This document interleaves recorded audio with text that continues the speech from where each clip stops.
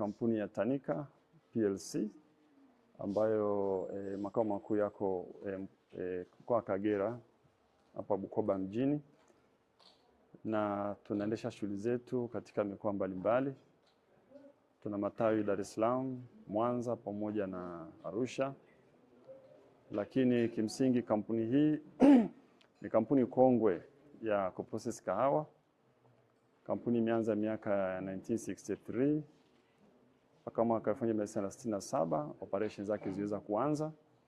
Kampuni hii inamilikiwa na shareholder wakubwa watatu ambao ni KDCU, alafu na kuna KCU, alafu kuna Hazina, lakini pia TFC ana share zake kiasi fulani pamoja na wanahisa mmoja wadogo ikiwemo ni pamoja na watumishi wa kampuni hii.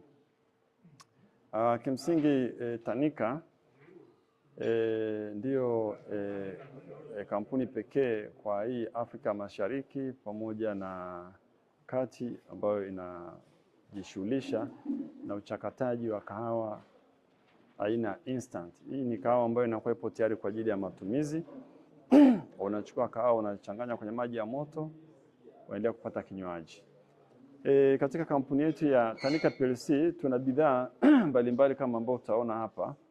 Tuna kahawa za aina mbili kimsingi katika pack za namna tofauti tofauti. Kwa hiyo hii ni Tanyika Kef ambayo kahawa hii kimsingi inatokana na kahawa ya Robusta kwa 100%. Lakini kwa hiyo ina wateja wake ambao wana prefer taste yake, na kuna wengine ambao wamekuwa wakizoea kutumia kahawa aina ya Arabica. Kwa hiyo tumewatengenezea formula maalum kwa ajili yao. Kwa hiyo tuna product inaitwa Kilimanjaro Kef. Hii ina mchanganyiko wa Arabica pamoja na kahawa ya Robusta. Kwa hiyo ziko kwenye pack za aina tofauti tofauti. Wale ambao wanapenda